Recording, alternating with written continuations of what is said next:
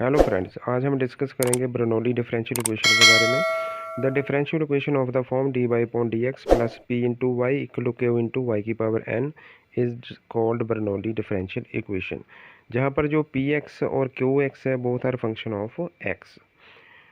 तो इस इक्वेशन के सोल्यूशन निकालने के लिए देखो कौन से स्टेप आपने फॉलो करने हैं। स्टेप 1 है divide the given equation with Y की पावर एन। वाई की पावर एन के साथ ही क्यों डिवाइड करना है? क्योंकि हमारे पास जो गिवन इक्वेशन दी गई है उसके राइट हैंड साइड में जो एक्स वाला फंक्शन दिया गया होगा उसके साथ जितनी भी वाई की पावर टर्म होगी वाई की पावर में, उसको अपने उस इक्वेशन उस वाली टर्म के साथ अपने फुल इक्वेशन को डिवाइड कर देना है। तो जैसे इक्वेशन नंबर 1 में हमारे पास y की पावर n है, तो हमने इक्वेशन नंबर 1 को y की पावर n के साथ डिवाइड कर देना है। तो जब y की पावर n के साथ डिवाइड किया तो इक्वेशन नंबर 1 कुछ ऐसी आ गई। देखो 1 अपॉन वाई की power n D Y upon D X plus P into Y की power 1 minus N equal to Q X. इसको आप ऐसे भी लिख सकते हो, जो डिनोमिनेटर वाली टर्म है इसको नोमिनेटर में लिख सकते हो। जैसे y की पावर 1 अपॉन वाई की पावर n है, उसको आप y की पावर माइनस एन भी लिख सकते हो, D Y upon D X plus P into Y की पावर 1 माइनस एन और इक्वल टू क्यू एक्स। तो अब इसके बाद आपने जो पी एक्स के साथ आपकी टर्म होगी इन टर्म ऑफ y, जहाँ पी एक्स के साथ जो y की टर्म होगी आपने उसको पुट करना है एक न्यू वेरिएबल। तो मैंने जहाँ पर पुट कर दिया z, y की पावर 1 माइनस एन को क्या पुट कर दिया मैंने z, और दोनों साइड में आपने डिफरेंशिएट कर देना है विद रिस्पेक्ट टू x के साथ। तो y की पावर 1 माइनस एन को जब आप डिफरेंशिएट करोगे तो क्या आएगा इसका डेरिवेटिव 1 माइनस एन वाई की power 1 minus N minus 1 into D Y upon D X. तो इस साइड में ये देखो ये वाला आ गया लेफ्ट हैंड साइड में, और राइट हैंड साइड में हमारे पास ओनली जेड है। तो जेड का जब आप एक्स के साथ डेरिवेटिव करोगे तो आ जाएगा D Z upon D X. तो इसके बाद आपने जहाँ पर जो भी कांस्टेंट होगा उसके साथ डिवाइड कर देना है। तो हमारे पास आ जाएगा y की power minus N D Y upon D X equal to 1 upon 1 minus N into D Z upon D X. अब इक्वेशन नंबर 2 में आपने ये वैल्यू फिल कर देनी है। देखो अगर आपने जहाँ पर इसकी जगह देखो हमने ये वाला पुट कर देना है y की power minus N into D Y upon D X. इसकी वैल्यू कितनी है 1 upon 1 minus N into D Z upon D X. तो हमने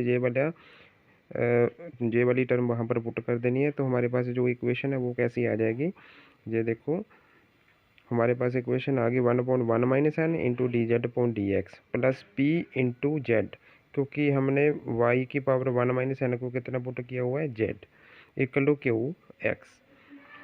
तो अब इसके बाद आपने इसको लीनियर बनाना है। लीनियर डिफरेंशियल इक्वेशन बनाने के लिए जे D Z upon D X के साथ जो भी टर्म होगी वो आपने उसके साथ होल इक्वेशन को डिवाइड कर देना है। डिवाइड करने के बाद हमारे पास ये इक्वेशन कुछ ऐसी आ जाएगी D Z upon D X plus 1 minus N into P X into Z equal to 1 minus N into Q X.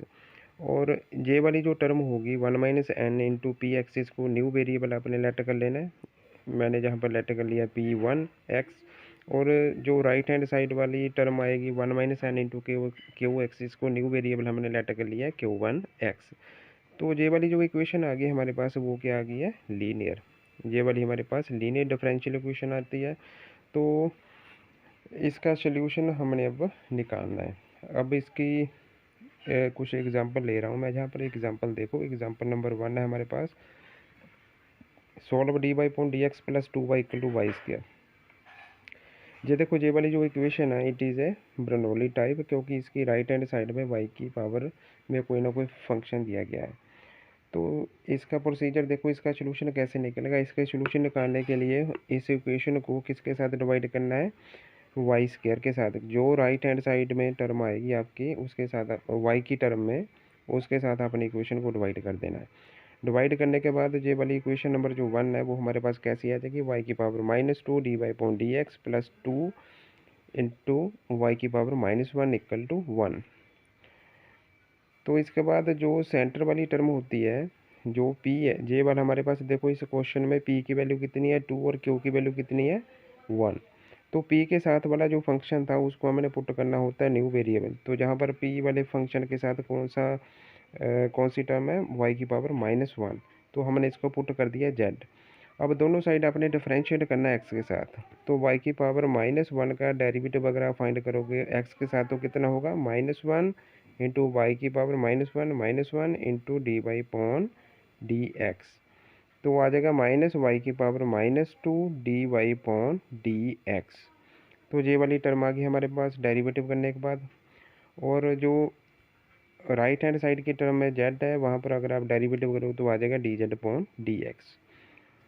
तो इसके बाद देखो, जहाँ पर इस टर्म के साथ जितना भी जो कांस्टेंट है या कोई नेगेटिव सिंबल है उसको दूसरी साइड ले जाना है, तो दूसरी साइड ले जाने के बाद ये वाली कुछ टर्म हमारे पास आ जाती है। तो फ्रॉम फर्स्ट इक्वेशन, अब इसको इस वाली इक्वेशन में अगर हम पुट करेंगे तो देखो कौन सी वैल्यू आएगी हमारे पास, y की power -2 into D Y upon D X, इसकी वैल्यू कितनी है, -D Z upon D X. जहाँ पर पुट कर देंगे हम, तो जहाँ पर जब हमने पुट किया तो हमारे पास आ गई इक्वेशन ये वाली, -D Z upon D X plus 2 into Z equal to 1। तो इसके बाद नेगेटिव के साथ आपने मल्टीप्लाई कर देना, तो हमारे पास इक्वेशन आ गई D Z upon D X -2 Z equal to -1। तो ये वाली इक्वेशन आ गई हमारे पास D Z upon D X plus P1 X into Z equal to Q1 into X. ये वाली इक्वेशन आ गई हमारे पास ये, which is a linear differential equation. तो इसका सोल्यूशन कैसे निकलेगा, देखो इसका सोल्यूशन निकालने के लिए कंपेयर करना पड़ेगा इसको इस वाली इक्वेशन के साथ। कंपेयर करोगे तो हमारे पास P1 की वैल्यू कितनी है 2 और Q1 की वैल्यू कितनी है 1। तो जो इंटीग्रेटिंग फैक्टर है, इंटीग्रेटिंग फैक्टर कितना होता है, e की power P1 X into D X. तो P1 की वैल्यू कितनी है 2 -2, तो जहाँ पर हमने P की वैल्यू फिल कर दी, तो जो e की पावर में है 2 डी एक्स है, 2 का इंटीग्रल कितना होगा 2x, e की पावर -2x। तो इंटीग्रेटिंग फैक्टर कितना आ गया, e की पावर -2x। तो इसका सोल्यूशन कौन सा होगा, इस इक्वेशन का सेकंड वाली जो इक्वेशन है इसका सोल्यूशन होगा, देखिए solution of second is z into integrating factor equal to Q1 X into integrating factor into D X plus C. जहाँ पर वेरिएबल z क्यों लिया है हमने, क्योंकि जो डिफरेंशियल इक्वेशन आई है हमारे पास उसमें जो नॉमिनेटर में जो वेरिएबल है वो हमारे पास कौन सा है, z। तो हमने इंटीग्रेटिंग फैक्टर फाइंड आउट कर लिया e की पावर -2x, तो Q1 की वैल्यू है हमारे पास -1 और इंटीग्रेटिंग फैक्टर e की power -2x into D X plus C. तो इसके बाद जहाँ पर ये जो टर्म है इसको आपने इंटीग्रेट कर देना है, e की पावर -2x अपॉन -2, ये नेगेटिव और नेगेटिव कैंसिल हो गए, तो हमारे पास ये वाला जो आ गया सोल्यूशन आ गया। जहाँ पर आप z की वैल्यू कितनी है आपके पास -1 हमने लेट किया था, तो z की वैल्यू -1 पुट कर देनी है, तो ये वाली जो है वो हमारे पास सोल्यूशन आ गया। तो ऐसी एक और एग्जांपल देखो, example number 2, solve the differential equation this. देखो ये वाली डिफरेंशियल इक्वेशन भी जो है वो बर्नौली टाइप है, क्योंकि जहाँ पर y की पावर कितनी आ गई है 3। तो इसका सोल्यूशन कैसे निकलेगा, पहले तो इक्वेशन नंबर 1 को आपने किसके साथ डिवाइड करना है, y की पावर 3 के साथ। तो डिवाइड करने के बाद हमारे पास जो इक्वेशन आएगी वो कौन सी आ जाएगी, y की power -3 D Y upon D X plus 10y into Y की power -2 equal to second X. तो इसके बाद आपने पुट क्या करना है, हमारे पास जो p है, p कौन सी है, जे वाली जो टर्म वो p है, जे वाली टर्म क्या है q है। तो p वाली टर्म के साथ जो y की टर्म लगती है हमें उसको न्यू वेरिएबल पुट करना होता है। तो जहाँ पर कौन सा है y की पावर -2 इक्वल टू z, दोनों साइड आपने डिफ्रेंशिएट कर देना है। जब y की पावर -2 का आप डेरिवेटिव फाइंड आउट करोगे तो कितना आएगा, -2 y की पावर कितना आ जाएगा -3 into D Y upon D X. तो ये वाला इसका डेरिवेटिव आ गया। तो z का डेरिवेटिव कितना है, D Z upon D X. तो इसके बाद जितने भी कांस्टेंट होंगे इस वाली टर्म के साथ वो उसके साथ आप डिवाइड कर दो। तो डिवाइड करने के बाद हमारे पास ये आ गया y की power -3 D Y upon D X equal to -1/2 D Z upon D X. तो जो गिवन डिफरेंशियल इक्वेशन है जो डिवाइड करने के बाद आई है, अगर ये वैल्यू उसमें हमने पुट कर देनी है, पुट करने के बाद जहाँ पर इसकी वैल्यू कितनी आ जाएगी, -1/2 D Z upon D X और y की पावर -2 को क्या पुट किया हुआ है हमने, z, तो जहाँ पर इसकी जगह z आ जाएगा। तो बाकी जो पैरामीटर है, बाकी जो वेरिएबल्स है वो क्या सेम रहेंगे। तो जब आप पुट कर दोगे तो वो इसकी वैल्यू j वाली आ गई है, देखो -1/2 dz/dx plus tan x into Z equal to second x.